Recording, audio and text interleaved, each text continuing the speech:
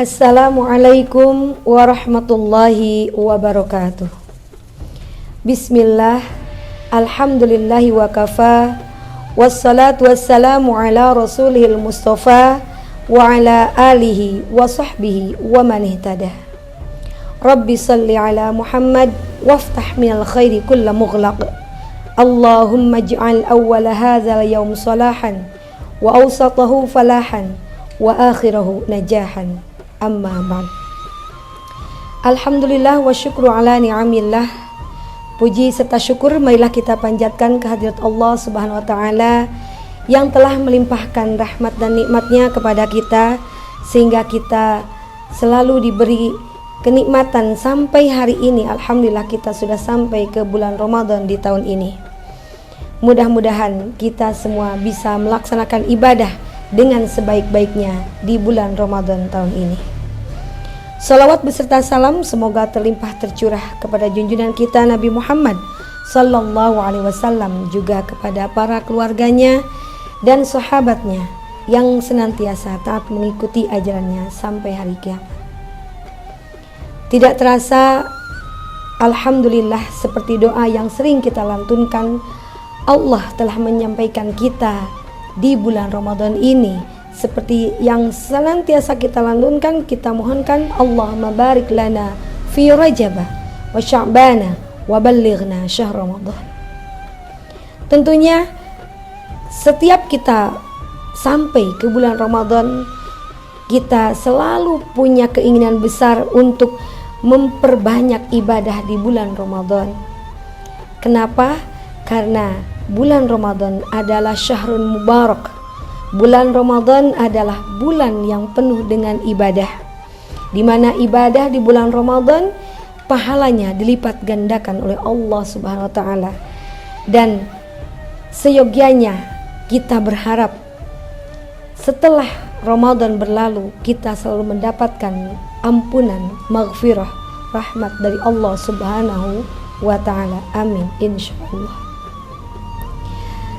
Ibadah saum adalah merupakan ibadah yang ta'abbudi, ibadah yang bersifat ta'abbudi, bukan ta'akuli. Maksudnya tidaklah kita ada hak untuk bertanya kenapa kita mesti diwajibkan atau kenapa Allah mewajibkan ibadah puasa kepada kita, ibadah saum kepada kita. Padahal mungkin secara fisik saum itu membuat kita lemah, lesu, lelah. Tapi kenapa itu diwajibkan? Maka pertanyaan itu tidak boleh kita lontarkan, karena ibadah saum juga sebenarnya ibadah yang lainnya itu merupakan ibadah yang bersifat ta'abbudi. Ingat, dinul Islam mabniyun ala sabilin nuqul la ala munasabatil uqul.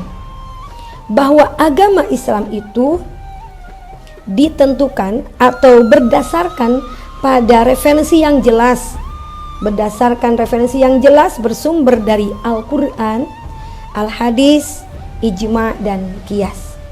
Tidak mempertimbangkan pertimbangan ukul atau akal logika kita.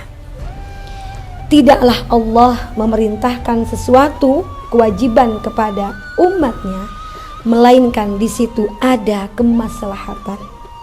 Dan tidaklah Allah melarang sesuatu kepada umatnya, melainkan di situ ada kemafsadatan.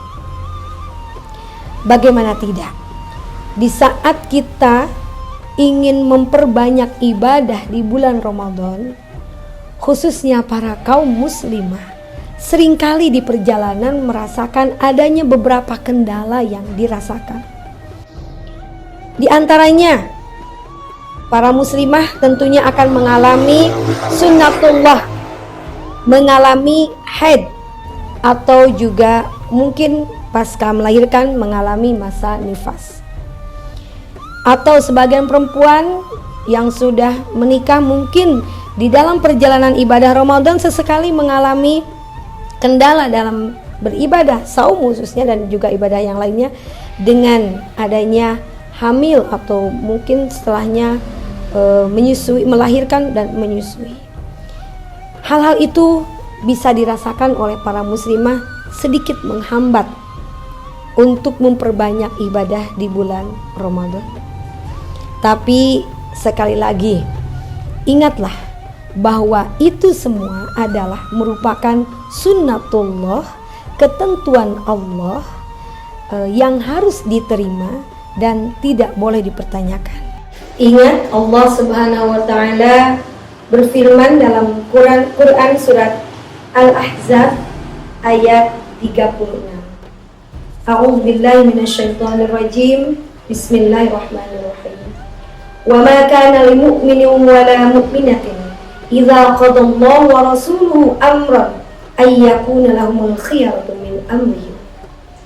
Wa may ya'sillaha wa rasulahu faqad dhalla dhalalan mubina. Tidaklah bagi seorang mukmin dan mukminah jika telah ditentukan oleh Allah dan Rasulnya akan segala sesuatu, maka di situ tentu ada kebaikan. Dan sebarang siapa yang maksiat kepada Allah dan Rasulnya, maka sungguh dia ada dalam kesesatan yang nyata. Berarti ketika seorang muslimah sudah menentukan atau sudah ditentukan oleh Allah bahwa dia akan mengalami fase haid, nifas, hamil, melahirkan, menyusui, itu adalah ketentuan Allah yang harus kita terima.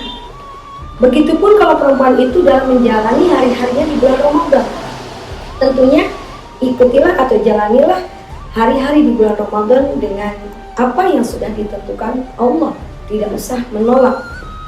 Jadi maksudnya mungkin beberapa muslimah yang punya semangat ibadah yang luar biasa, ada sedikit merasa ya gimana ini orang-orang atau para muslim itu bisa ibadah lebih maksimal ketimbang kita perempuan itu banyak hambatannya.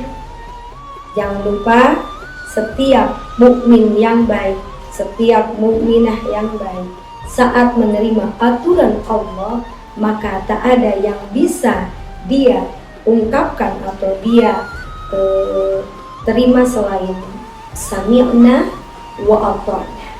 Kami mendengar dan kami taat.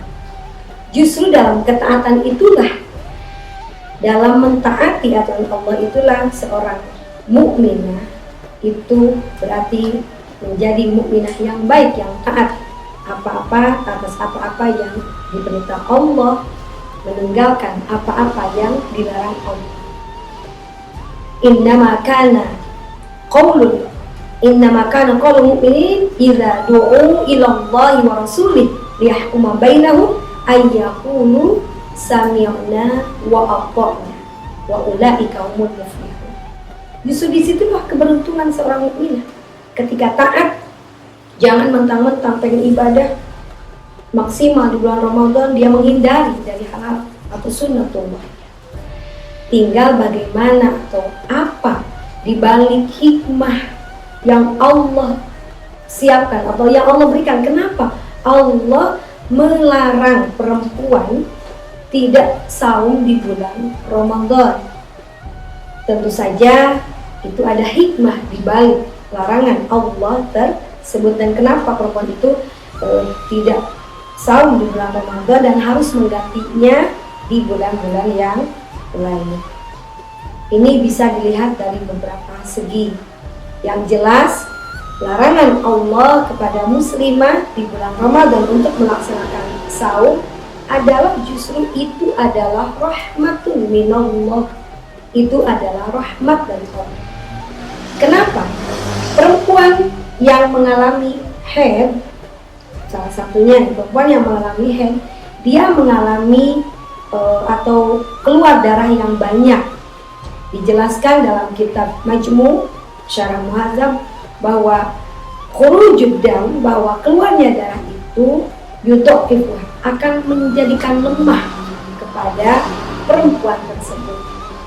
Jadi kalau perempuan itu saum, idza shamat wa hiya haid, kalau seseorang yang haid kemudian dia memaksakan saum atau saum di bulan Ramadan, maka yudha'ifah, itu akan melemahkannya. Dan jelas itu idza jama'a itu akan berkumpul dua kelemahan. Satu kelemahan dia karena headnya, karena darah yang keluarnya, dan yang kedua dia akan merasa lemah dengan saumnya. Jadi berkumpul dua kelemahan, lemah karena headnya dan lemah karena saumnya. Sudah menjadi lumrah bagi kita bahwa setiap orang yang saum tentunya secara fisik dia merasa lemah. Maka disitulah kenapa Allah melarang perempuan yang haid untuk saum di bulan Ramadan dan harus menggantinya di hari yang lain. Justru itulah rahmat dari Allah. Jangan dia bersikeras ingin memperbanyak ibadah di Ramadan sampai menghalangi haidnya dengan meminum obat misalkan, saking pengen atau tidak mau menggantikan di bulan yang lain, tapi pengen bersama-sama melakukan ibadah puasa di bulan Ramadan. Jadi perempuan itu tetap akan mendapatkan porsi yang sama dengan laki-laki untuk memaksimalkan ibadah di bulan Ramadan, walaupun dia mengalami haid atau nifas atau juga yang lainnya. Yang jelas, satu, dia harus menerima dulu apa yang sudah ditentukan Allah, bahwa setiap perempuan akan mengalami sunatullahnya, mengalami haid ataupun nifas. Dan dalam hal ini setiap perempuan harus betul-betul memahami bagaimana jika perempuan itu mengalami haid di bulan Ramadan, bagaimana dia menggantikan saumnya di bulan-bulan yang lain.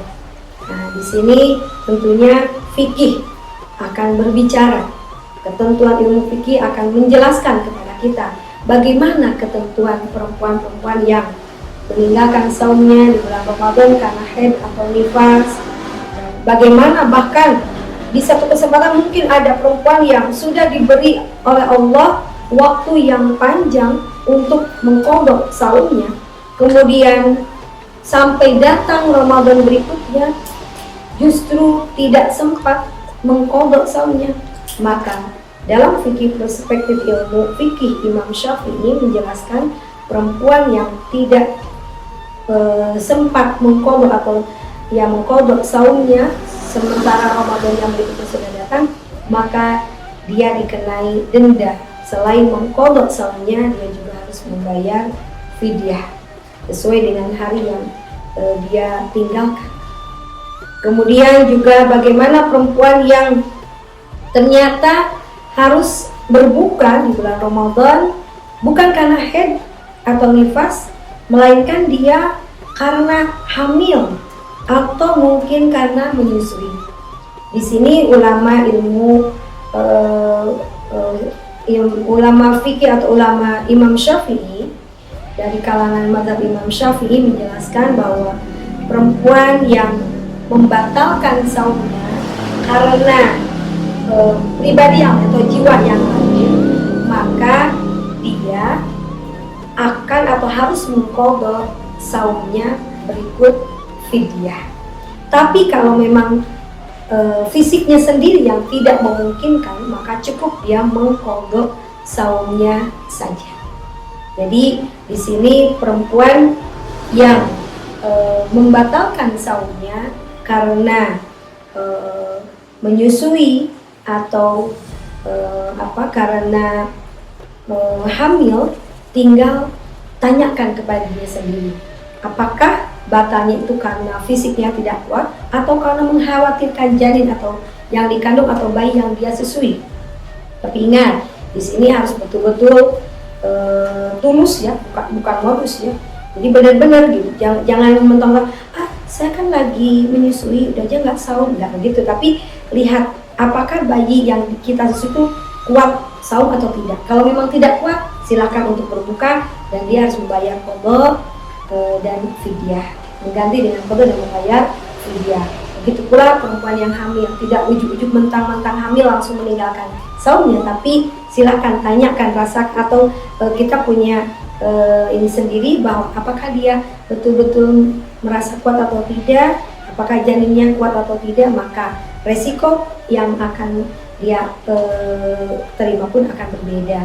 Ketika batalnya karena janin, maka itu itu pun dia harus mengganti saumnya dengan qada dan juga membayar fidyah. Intinya kembali lagi bahwa setiap perempuan muslim atau para muslimah bisa memaksimalkan ibadah di bulan Ramadan dengan tetap menerima apa yang telah ditentukan Allah kepada kita, memperbanyak ibadah di bulan Ramadan. Di saat Allah menentukan ketentuan lain, maka terimalah bahwa itu adalah aturan Allah. Memperbanyak zikir, memperbanyak ibadah ghair mahdhah, insya Allah kita tetap akan mendapatkan porsi yang sama, mendapatkan pahala yang sama di bulan Ramadan dengan tetap mengikuti aturan Allah, sami'na wa ata'na, atas apa yang telah ditentukan oleh Allah kepada kita. Mudah-mudahan apa yang saya sampaikan ini sedikit memberikan bekal kepada kita bahwa insya Allah di bulan Ramadan yang mulia ini kita tetap bisa mendapatkan pahala di bulan Ramadan dengan memperbanyak ibadah, memaksimalkan ibadah di saat Allah memberikan kesempatan kepada kita secara maksimal. Kemudian juga kita tetap mendapatkan rahmat dan juga maghfirah dari Allah Subhanahu wa ta'ala. Demikian yang bisa saya sampaikan. Mohon maaf atas segala kekurangannya. Hasbunallah wa ni'mal wakil, ni'mal maula wa ni'man nasir. Wassalamualaikum warahmatullahi wabarakatuh.